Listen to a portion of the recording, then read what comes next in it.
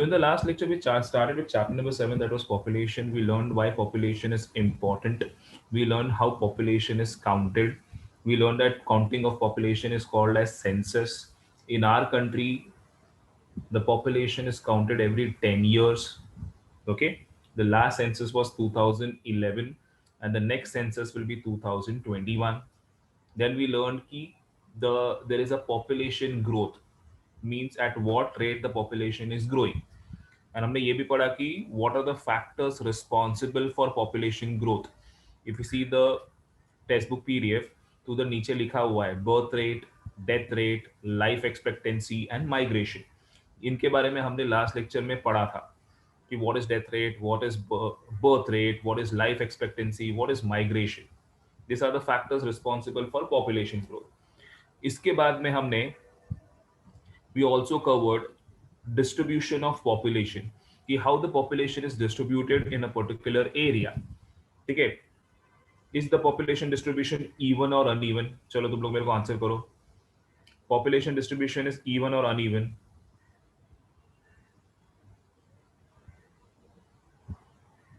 Yes, it is uneven. Absolutely correct. Okay, why it is uneven? Because of various reasons. It can be economic factors, it can be social factors. Can you see the flow chart below? Physical factors, economic factors, political factors and social factors are responsible for uneven distribution of population. आपको कई कई जगह पे population बहुत ज्यादा दिखेगा और आपको कई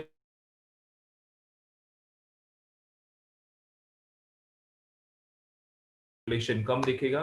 but if you go to Uttar Pradesh, population ज्यादा दिखेगा.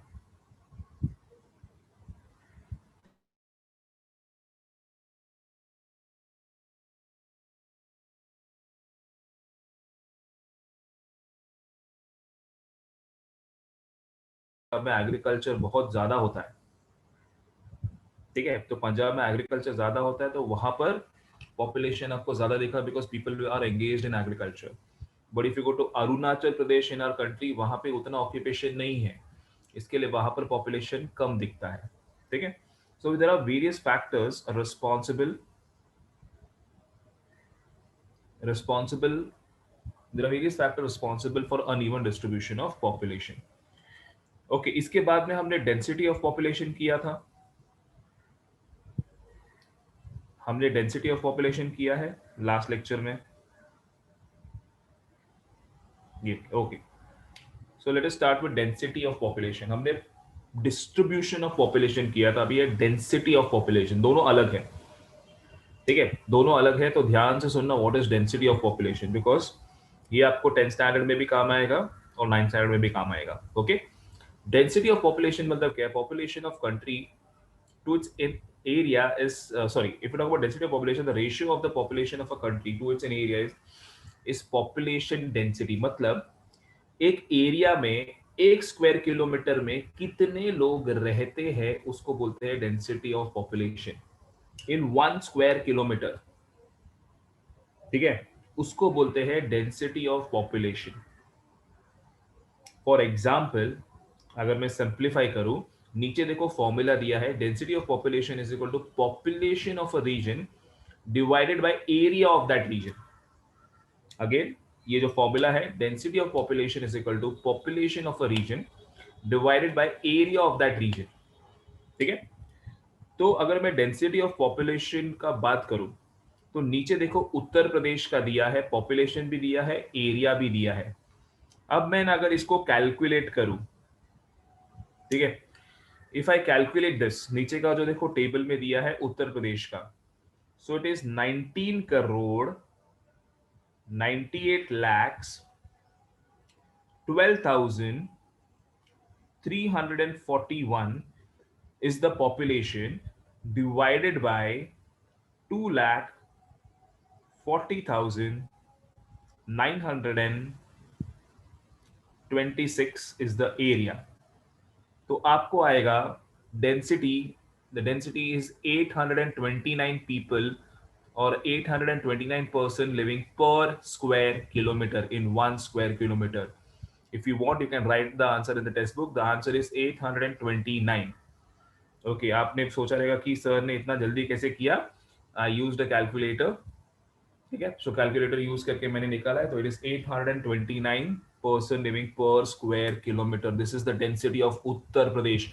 मतलब उत्तर प्रदेश में 1 स्क्वायर किलोमीटर में 830 लोग रहते हैं, and it's a huge number, ठीक है। Because the density of our country, if you want you can write this numbers in your notebook, ठीक है। Density of our country, density of population of our country is 382 person living per square kilometre, 1 square kilometre में, ठीक है। ये आप लोग बोलते रहेंगे सर कम है कि ज्यादा, आप मेरे को बताओ कम है कि ज्यादा।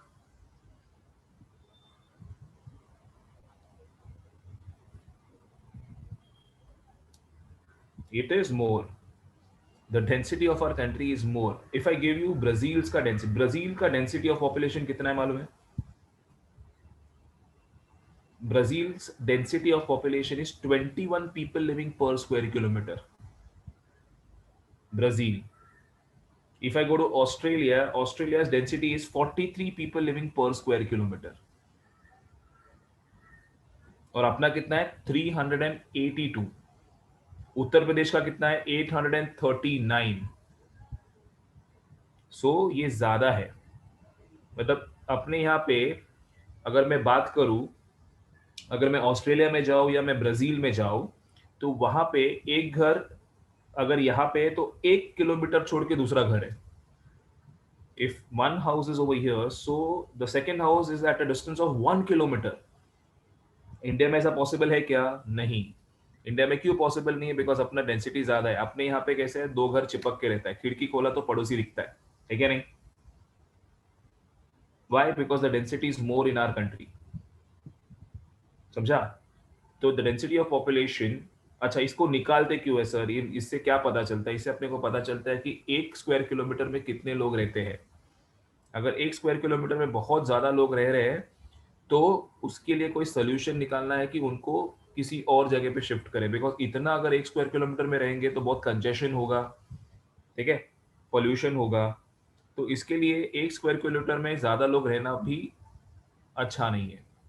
This is the reason that we remove density of population. तो जैसा मैंने उत्तर प्रदेश का निकाल के आपको दिया है, वैसे बाकी स्टेट्स का आप निकाल सकते हो और उसको बाद में टेक्स्ट बुक में लिख सकते हो। जैसे कि महाराष्ट्र का दिया है, तमिलनाडु का दिया है, राजस्थान का दिया है, गोवा का दिया है। चलो मैं ना राजस्थान का आपको निकाल के देता हूं वापस। If you talk about Rajasthan, it is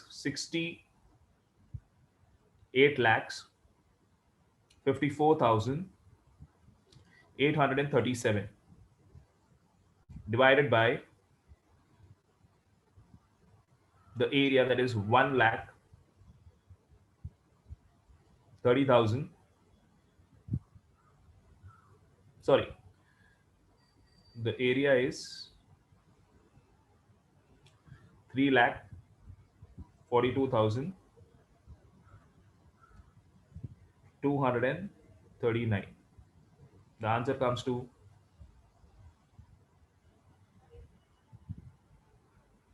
20 people living per square kilometer. So if you see Uttar Pradesh was 829 people living per square kilometer, and if you come to Rajasthan, it is 20 people living per square kilometer. So see the difference, see the population over here. हमने पढ़ा था ना, distribution of population is uneven, वैसे density of population is also uneven. Okay, तो ये था density of population के बारे में। I just go through the paragraph. Okay,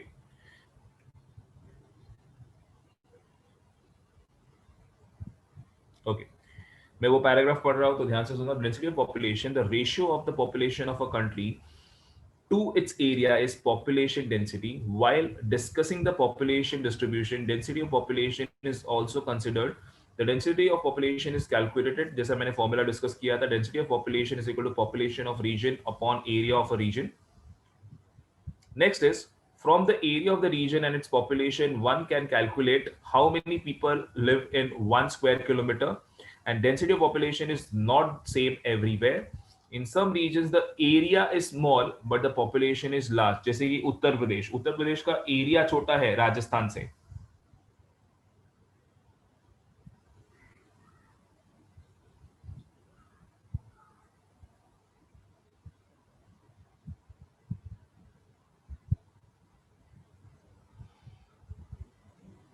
Yes, you can hear me. Is my voice audible? There was a small internet glitch.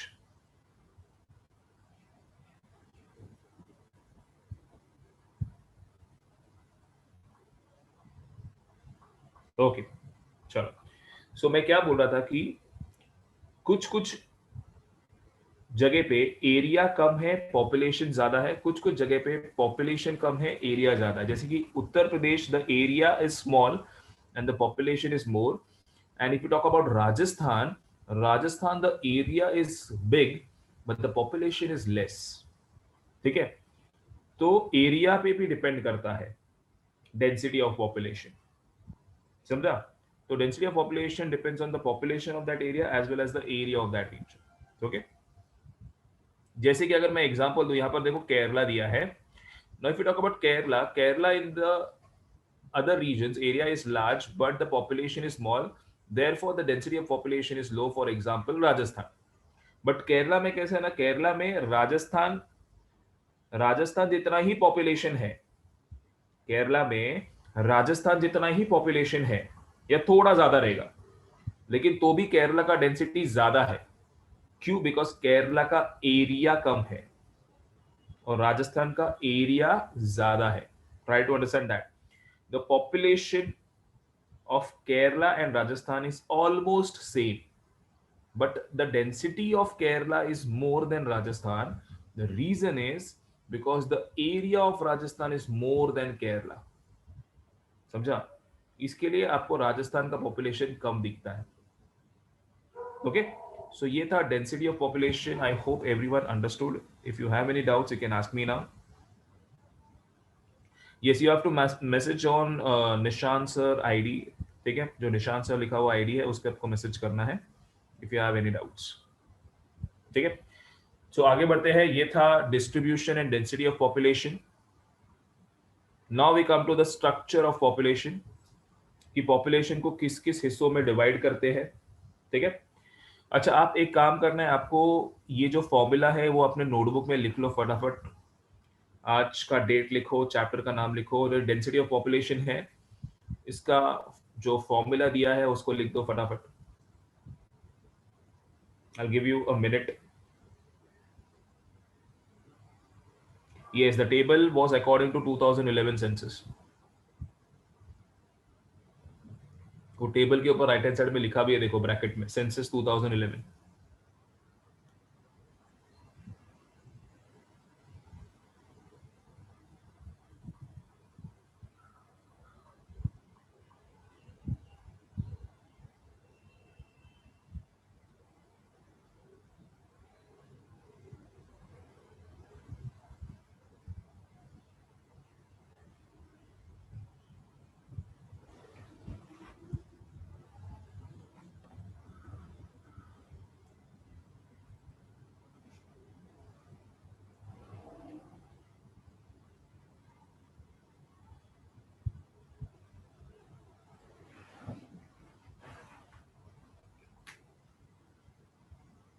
सबने formula लिख लिया?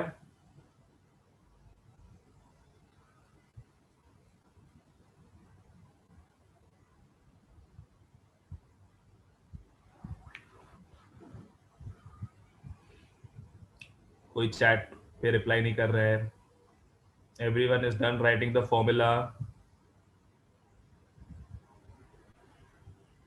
थोड़ा रिप्लाई करो फटाफट. यस. ओके. चलो आगे आगे बढ़ते हैं. Structure of population. ठीक है. स्ट्रक्चर ऑफ पॉपुलेशन में हम लोग will be discussing about different factors related to population. So सबसे पहला हम लोग चालू करेंगे, that is sex ratio. If you see the textbook PDF, आपको दिख रहा है sex ratio. Anyone knows what is sex ratio? If you know please reply on chat if you know what is sex ratio. आपके हिसाब से sex ratio क्या होता है, जस्ट मुझे बता देना चैट बॉक्स पे. लेट अस सी कितना आपको आइडिया है. Okay, population of genders, how many males and females are there. Correct. As per gender, absolutely correct. Ratio of men and female. Population of man and woman. Total number of male and female. Okay.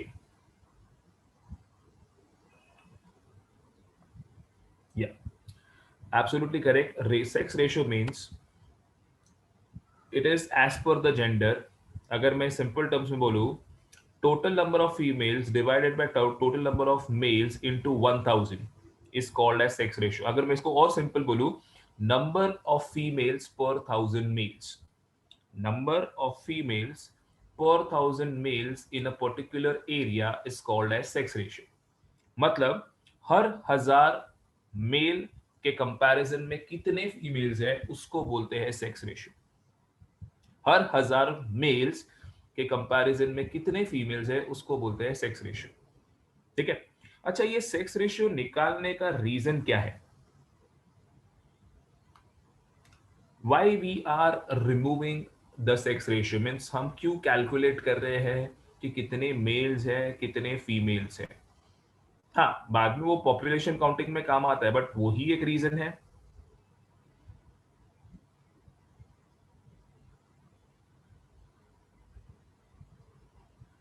वही एक reason है.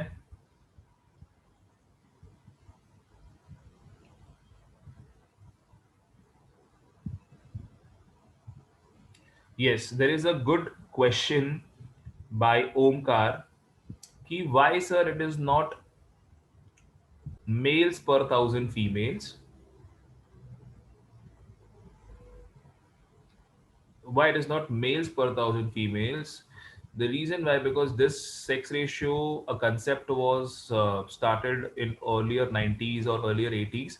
So that time there was male dominance, and the number of males are more compared to females. This is the reason that they have kept this ratio, and now they are not changing it. ठीक है. अच्छा, sex ratio क्यों निकालते हैं मैं आपको answer देता हूं. The reason is to know the social status, to know the social status of females. ठीक है, because there are many places where the females are less and the males are more. ठीक है.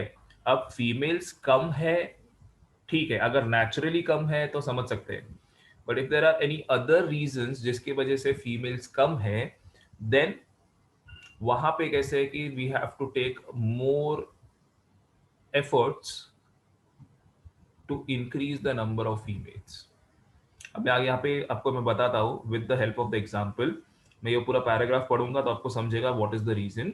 As per the gender population can be divided to males and females. This is a natural division which can be easily understood in a population. When both the genders are around the same number, it is indicated a balanced population. In population studies, the ratio of male and women, men and women is considered to be important. The ratio is calculated, वो formula हमने discuss किया था अभी. When for every 1000 males, the number of females is less, the sex ratio is said to be low. And when for every 1000 males, the number of females are more, then the sex ratio is high. समझा? If the females are less compared to males, it is called as low sex ratio. And if the females are more compared to males, then it is called as high sex ratio. Now, if you see the bar graph in front of you, इसमें अगर आप देखेंगे ना तो हरियाणा का sex ratio is 879 females पर 1000 mails, मतलब बहुत कम है. समझा? उसके बाद अगर आप बिहार में आएंगे तो 918, महाराष्ट्र में आएंगे तो 921, sorry 929. If you go to Chhattisgarh it is 991, and if you go to Kerala it is 1084. ठीक है. बट अगर मैं बार ग्राफ देखूं, Kerala has the highest sex ratio and Haryana has the lowest sex ratio. अब मेरे को बताओ कि गवर्नमेंट, जो अपना प्रेजेंट गवर्नमेंट है, वो कौन से स्टेट पे फोकस करेगा? इनमें से कौन से स्टेट्स पे फोकस करेगा? Yes, correct. हरियाणा पे फोकस करेगा, थोड़ा बहुत बिहार पे करेगा, थोड़ा बहुत महाराष्ट्र पे करेगा. ठीक है. वो फोकस करेगा to understand why the sex ratio is less over here and what are the reasons. अगर रीजन जेन्युइन है तो अंडरस्टैंडेबल है. अभी रीजन जेन्युइन होने का क्या है कि कभी कभी क्या होता है मालूम है क्या, किसी किसी एरिया का फीमेल्स कम क्यों होते हैं मालूम है, बिकॉज उधर मेल्स ज्यादा होते हैं. अभी मैं आपको एग्जांपल देता हूँ. If you talk about Mumbai, Mumbai is a city, yes और नॉट? मुंबई एक डेवलप सिटी है क्या? नहीं। हाँ। अब मुंबई इतना डेवलप सिटी है, यहाँ पे इतना एडवांस्ड है, यहाँ पे there is high use of education in all, but then also let me tell you, Mumbai का सेक्स रेशियो लो है। यहाँ पे फीमेल्स कम है और मेल्स ज्यादा है। इसका रीजन क्या है? मुंबई गांव तो नहीं है जो यहाँ पे फीमेल्स कम होगा। Yes, Omkar is correct because of migration. Lot of males migrate from different districts and different villages to Mumbai. इसके वजह से क्या होता है, मुंबई का मेल पॉपुलेशन बढ़ रहा है बट फीमेल नहीं बढ़ रहे। बिकॉज ये जो लोग आते हैं इधर काम ढूंढने के लिए, तो वो लोग अपना फैमिली नहीं लेके आते हैं, फैमिली को अपने गांव में रखते हैं। समझा? तो इससे क्या होता है मालूम है क्या, मेल पॉपुलेशन बढ़ जाता है और फीमेल पॉपुलेशन उधर का उधर ही रहता है। बट इसके लिए मैं बोला migration is one of the reason for difference in sex ratio. जिधर मेल का माइग्रेशन ज्यादा है उधर फीमेल कम दिखेगा, एंड वाइस वर्सा, जहां से मेल्स इधर आए हैं उधर का फीमेल पॉपुलेशन ज्यादा दिखेगा। समझ में आ रहा है? तो जिस गांव से मेल्स आए हैं यहाँ पे, उस गांव का फीमेल पॉपुलेशन ज्यादा दिखेगा। ओके, तो ये है। But there are many other reasons for low sex ratio, that is infanticide. ठीक है, if it is a girl, so they don't continue with the baby, they kill the baby. ठीक है, तो ये सब जो अनवांटेड फैक्टर्स है कि they don't want a girl child, which happens in lot of backward areas and village areas. ठीक है, इवन इन हरियाणा, हरियाणा में भी ये बहुत बड़ा इशू है। ठीक है, so it is legally it is abolished, but then also illegally it is practiced in a lot of places. So the government is trying to abolish it completely, but it is very difficult because the population is very high in a country to control. But तो भी ये बहुत जगह पे अभी भी हो रहा है। ओके, जिससे the population of female is decreasing day by day. So government should take a action. Now government will mainly focus on Haryana and Bihar in order to increase the number of female population. ठीक है, तो sex ratio ये सब reasons के लिए निकालते हैं, हमको पता चलता है कितने मेल्स कितने फीमेल्स हैं। चलो वो जरा क्वेश्चंस जो है ना, बार ग्राफ के नीचे जो क्वेश्चंस दिए उसको भी थोड़ा सॉल्व करते हैं, तुम लोग आंसर दो फटाफट, बहुत इजी है। सबसे पहला क्वेश्चन है, which state has the highest sex ratio? उधर ही पेंसिल से लिख दो, आपके पास टेक्स्ट बुक होगा तो लिख दो फटाफट। Yes, Kerala, the correct answer is Kerala. तो बाजू में टेक्स्ट बुक में ही लिख दो पेंसिल से। Next one is, which state has the lowest sex ratio? फटाफट लिख लो, हरियाणा, एब्सोल्युटली करेक्ट, बहुत इजी आंसर है ये।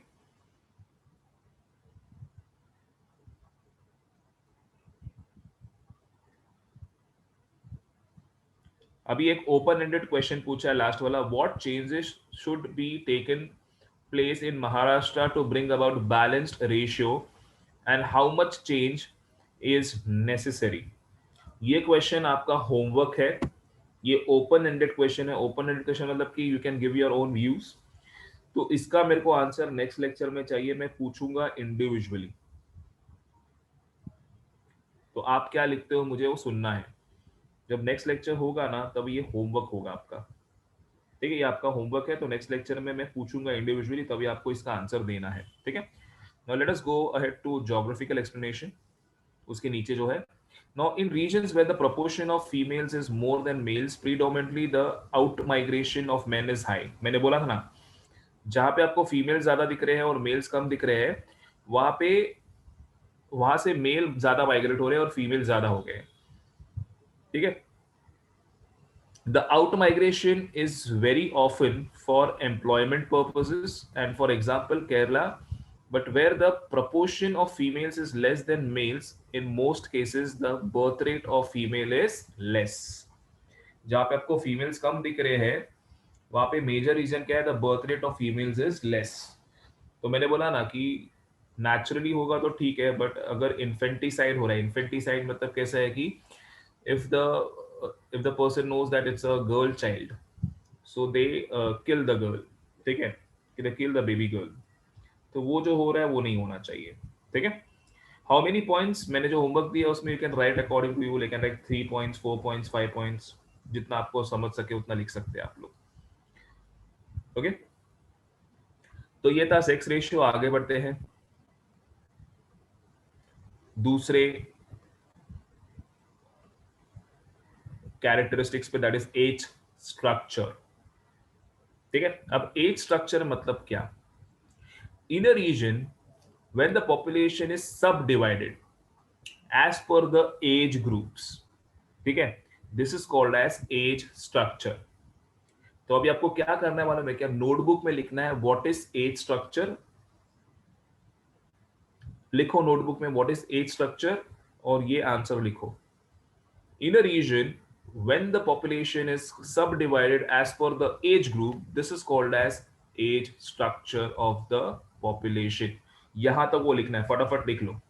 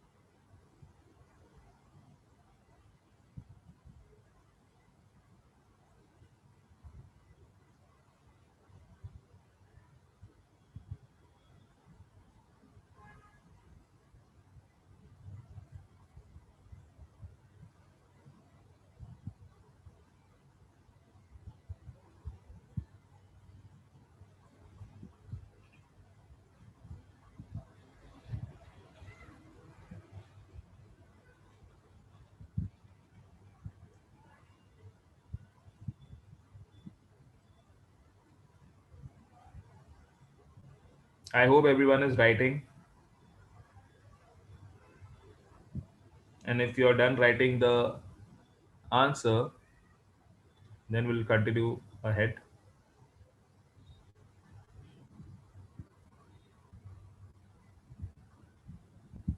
लिखा सब लोग में what is age structure? The answer is in a region when the population is subdivided as per the age group, this is called as the age structure of the population. चलो आगे बढ़ते हैं। Now age structure is useful for the projection of population for understanding the dynamics of the age structure. अभी age structure मतलब क्या होता है मालूम है क्या? मैं आपको सिंपल बता देता हूँ। There are three age groups. That's one. There are three age groups. The first one is 0 to 14 or 0 to 15. The second one is 15 to 59. This is the years, 0 to 14 years, 15 to 59 years, and the last age group is above 60 years or above 59 years. ठीक है, तो ये तीन age group में divide किया है। इसका एक रीजन है, वो रीजन मैं लास्ट में बताता हूं। एक बार हम लोग पैराग्राफ पढ़ लेते हैं, ठीक है। Group of people is active in services and business. Sorry, yeah, useful for the projection of population and for understanding the dynamics of the age structure. Similarly, it also helps in understanding the proportion of active and dependent population. अभी मैं वापस वो age group बताता हूं। The age group is 0 to 15, 15 to 59 and above 59। तो इसमें से कौन सा एज ग्रुप एक्टिव है? कौन सा एज ग्रुप एक्टिव है?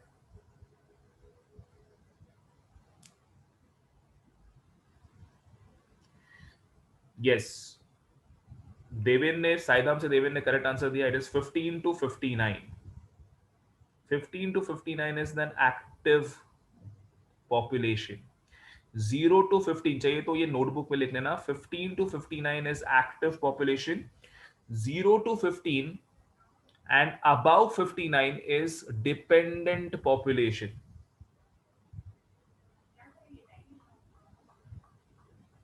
डिपेंडेंट पॉपुलेशन अभी मैं क्यों बताता हूं? बिकॉज आपके फैमिली में देखना, आपके फैमिली में आप लोग you are the kids, right? तो आपकी फैमिली में you are dependent on your parents for everything. Can you earn? Can you go out and earn? No. Right now you're dependent on your parents. Your parents are active population because they are going out and earning money. Your grandparents are also dependent. Now they are retired and they are dependent on your parents. समझ में आ रहा है? तो as structure से अपने को पता चलता है कि अपने कंट्री में कितने डिपेंडेंट पॉपुलेशन है और कितने एक्टिव पॉपुलेशन है. अच्छा, इससे फायदा क्या है? अगर कंट्री में एक्टिव पॉपुलेशन ज्यादा है और डिपेंडेंट पॉपुलेशन कम है, तो वो कंट्री अच्छी तरह से डेवलप होगा. ठीक है. बट अगर वो कंट्री में एक्टिव पॉपुलेशन कम है और डिपेंडेंट पॉपुलेशन ज्यादा है, तो वो कंट्री को प्रोग्रेस होने को टाइम लगेगा, बिकॉज खाने वाले ज्यादा है, कमाने वाले कम है. सिंपल एग्जांपल देता हूं. If you have 5 members in your family, उसमें से सिर्फ एक कमाता है, बाकी के 4 खाते हैं, बाकी के 4 कमाते नहीं है. So tell me, will that family run smoothly financially if there is only one earner and 4 dependent? Not possible ना. बट अगर ऐसा फैमिली है जहां पे 5 लोग में 3 लोग कमा रहे हैं और 2 डिपेंडेंट है, अगर ऐसा फैमिली है जहां पे 3 लोग कमा रहे हैं और 2 लोग डिपेंडेंट है, तो वो फैमिली चलेगा अच्छे से? Yes. So every country wants that their active population should be more and the dependent population should be less. तो ये फाइंड आउट करने के लिए हम लोग एज स्ट्रक्चर निकालते हैं, और ये हर कंट्री निकालता है एज स्ट्रक्चर. ठीक है. चलो मैं सेकंड पैराग्राफ पढ़ता हूं उसका. In India the productive population मतलब क्या है? जो पॉपुलेशन काम करता है, जो पॉपुलेशन अर्न करता है, उसको बोलते हैं productive. Is the population between the age of 15 and 59, and this group of people is active in services and businesses. They directly participate in the economic activities of a region. ठीक है. When we work, we are directly participating in economic. What is economic activities? जो आप लोग काम करते हैं, जो आपके पेरेंट्स काम करते हैं, ऑफिस जाते हैं, बिजनेस करते हैं, कंस्ट्रक्शन में है, मैन्युफैक्चरिंग में है, तो वो सब इकोनॉमिक एक्टिविटीज है. ठीक है. क्योंकि वो काम करने से उनको पैसा मिलता है, इसके लिए इकोनॉमिक. नॉन इकोनॉमिक एक्टिविटी मतलब क्या है? जिसके लिए आपको पैसा नहीं मिलता है. जैसा आप घर पे अगर खाना बना के दे रहे हो, तो that is a non economic activity. ठीक है. घर पे जो खाना बन रहा है उसके लिए आपको पैसा देने का जरूरत नहीं है. But when you go to a restaurant and when you eat, you have to pay the bill. That is called as economic activity. समझा? तो इकोनॉमिक एक्टिविटीज में जो इन्वॉल्व है उसको बोलते हैं productive population. Okay. They directly participate in the economic activities of a region, and in a region where the proportion of this population is more, especially youth, development is rapid. इसके लिए तो बोलते हैं ना, India in future will be a developed country because right now we have the highest percentage of youth population, that is young population. More than 50% of our population, of our country's population, is youth population. समझा? तो अपना future बहुत अच्छा है, because ये अभी जो youth population है, कल को वो वर्किंग पॉपुलेशन बनने वाला है फ्यूचर में. समझ में आ रहा है? ओके. आगे बढ़ते हैं. The dependent population fall in two subgroups. The people below 15 years of age are totally dependent on productive population, and people above 60 years also fall in dependent category. But their knowledge and experience make them a valuable asset.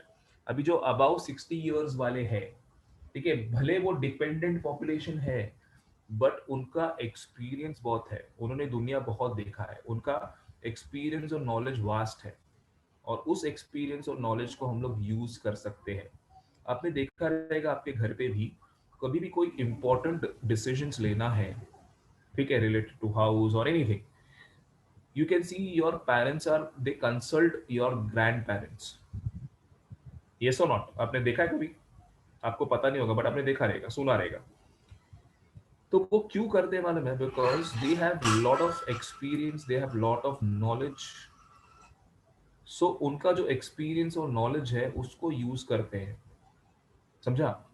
तो भले वो लोग about 60 है, भले वो लोग dependent population है, but उन लोग बहुत वैल्यूएबल है।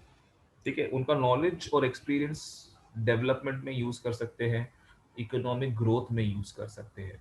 ठीक है, या एक सोसाइटी को डेवलप करने के लिए यूज कर सकते हैं। समझ में आ रहा है? तो ये था एज स्ट्रक्चर। तो मैंने बताया व्हाट इज एज स्ट्रक्चर और एज स्ट्रक्चर हम लोग क्यों निकालते हैं। आगे बढ़ते हैं। Next one is occupation, that is occupational structure. Okay, अभी मेरे को बताओ बच्चे लोग, what is occupation? I am just asking this questions so that I can understand how much you know. थोड़ा लेक्चर इंटरैक्टिव हो जाएगा। Occupation means work, absolutely correct. और profession, the work the people do, correct. अच्छा, why we work, मेरे लिए चलो मैं questions बहुत पूछने वाला हूँ इसमें। Why we work, what is the reason that we work? To earn money, absolutely correct. Yes, हम काम करते हैं पैसा कमाने के लिए, बराबर। अच्छा, ये पैसा क्यों कमाते हैं हम लोग? क्या रीजन है हमको पैसा कमाना पड़ता है?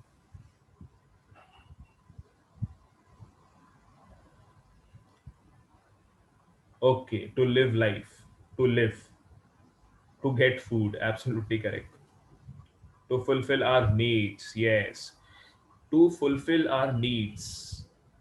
अपने नीड्स को फुलफिल करना है तो अपने को पैसा कमाना पड़ेगा, और पैसा कमाना है तो अपने को काम करना पड़ेगा, और काम करना है तो अपने को कोई ऑक्यूपेशन को हैंडल करना पड़ेगा। ठीक है, चलो, तो इसी रीजन के लिए occupational structure of population is very important. अच्छा, अभी गवर्नमेंट को क्यों ऑक्यूपेशनल स्ट्रक्चर के बारे में जानना है वो देखते हैं। ठीक है, तो वो पैराग्राफ पढ़ते हैं, अभी ध्यान देना यहाँ पे। The population of a region can be classified into working and non-working groups. ठीक है, एक जो काम करता है, एक जो काम नहीं करता है। These people who are not in jobs or profession despite being in the productive age। मतलब ये लोग क्या बोल रहे हैं कि ये जो है ना लोग, इनका एज काम करने का है। ठीक है, means they are about 20, about 21, they are 24, 25, कोई भी एज होगा, they are in a productive age, but despite of being in a productive age they are not working। ठीक है, this non-working group is dependent on working group। if the proportion of working population is higher in a region, then the population is termed as industrious। मतलब जिस area में the working population is more, the productive population is more, sorry the working population is more, तो उस area को industrious बोलते हैं। That population is called as industries. And such a region has a rapid literacy, sorry, has a rapid development. ठीक है, और rapid development, इसके लिए आपने देखा रहेगा मुंबई इतना क्यों डेवलप हो रहा है, बिकॉज हियर प्रोडक्टिव पॉपुलेशन तो है, बट साथ में वो प्रोडक्टिव पॉपुलेशन वर्किंग पॉपुलेशन भी है। But when you go to some areas वो अभी तक डेवलप नहीं हुए, बिकॉज वहां पे पॉपुलेशन प्रोडक्टिव हो गया है, बट वो प्रोडक्टिव पॉपुलेशन वर्किंग पॉपुलेशन नहीं हुआ है। They are still not working. ठीक है, इसके लिए वो एरिया डेवलप नहीं हुआ है। This is the difference. तो why we remove occupational structure? To understand कि how many people are working and how many people are non-working। If in that particular area there are people who are majorly non-working, so government can take an action and increase the number of jobs over there। समझा? Employment opportunities वहां पे बढ़ा देंगे। उनको ऐसा लग रहा है कि वहां पे लोग हैं बट काम नहीं है, तो वो लोग वहां पे एम्प्लॉयमेंट अपॉर्चुनिटीज बढ़ा देंगे। ठीक है, तो ये था ऑक्यूपेशनल स्ट्रक्चर। इसमें कुछ डाउट्स है तो पूछ सकते हैं। Yes, if a person is above 60 and still that person is working, yes, he is considered in working population। Yes, even in productive, लेकिन उसका चांसेस बहुत कम होता है. There are like 1 out of 10 will work about 60, after 60. सब नहीं करते हैं, तो इसके लिए उसको एक एक्सेप्शन दिया गया है. चलो आगे बढ़ते हैं. Area of residence. The population of a region can be divided into two groups as per the area of residence, that is rural and urban, मतलब गांव और शहर.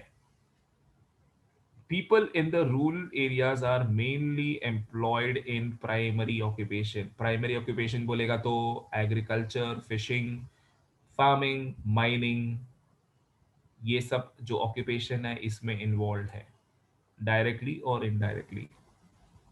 ठीक है.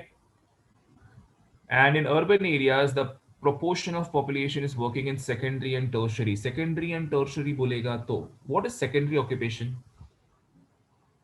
तुम लोग मेरे को बताओ, थोड़ा बहुत पढ़ा रहेगा. What is secondary occupation?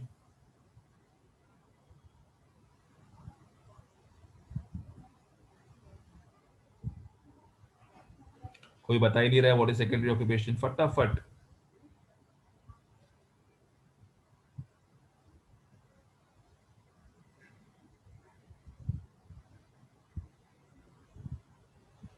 Can you hear me? Is my voice audible?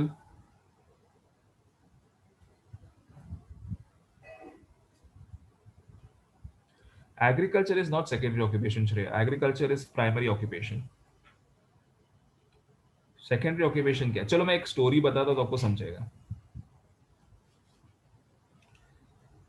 एक फार्मर है जो एप्पल ग्रो करता है, ठीक है, और उस एप्पल को ग्रो कर रहा है वो, ठीक है, और वो एप्पल बेच के पैसा कमाएगा, है कि नहीं? तो जब वो एप्पल ग्रो कर रहा है तो उसको बोलते हैं प्राइमरी ऑक्यूपेशन. जब वो एप्पल ग्रो कर रहा है उसको बोलते हैं प्राइमरी ऑक्यूपेशन. अब वो एप्पल फैक्ट्री में जाके उसका एप्पल जूस बनेगा. उसका एप्पल जूस बनेगा, मतलब the Apple is will be converted into Apple juice. उसको बोलते हैं सेकेंडरी ऑक्यूपेशन.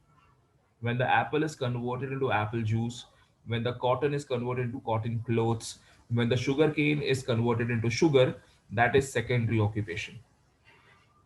और बाद में वो जो एप्पल जूस बन गया है, फिर उस एप्पल जूस को अच्छे से पैक करके जब हम लोग शॉप में उसको बेचते हैं, तो जो शॉप में वो बेच रहा है उसको बोलते हैं टर्शरी ऑक्यूपेशन. टर्शरी मतलब इट प्रोवाइड्स सर्विसेज. टर्शरी में कुछ बनता नहीं है. टर्शरी सिर्फ बेचने का काम करता है, सर्विस ओरिएंटेड. समझा? तो सेकेंडरी और टर्शरी ऑक्यूपेशन आपको ज्यादातर सिटीज में मिलता है. अभी आपने आसपास में ही देखो आप, there are many shops, there are many hospitals, there are many banks, there are many schools. This all is included in secondary and tertiary occupations. आपको कोई दिखता है आपके आपके घर के बाजू में खेती बाड़ी कर रहा है, या आपके घर के बाजू में माइनिंग चल रहा है, या आपके घर के बाजू में फिशिंग कर रहा है? ऐसा कुछ दिखता है? नहीं. Because we are living in a urban area. तो अर्बन एरिया में आपको सेकेंडरी और टर्शियरी ऑक्यूपेशन ज्यादा दिखता है. ठीक है. So in urban area secondary and tertiary occupation is on a larger scale. The population in the rural area is involved in the production of food grains, and the urban air population depends on the rural population for the supply of food grains.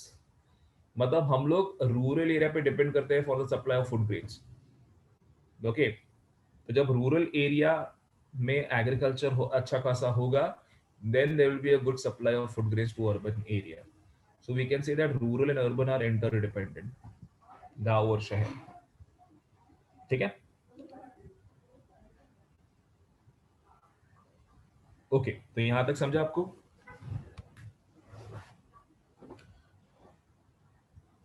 तो हम लोग एक छोटा recap कर लेते हैं. अभी तक जो पढ़ा था, मैं क्वेश्चंस पूछूंगा.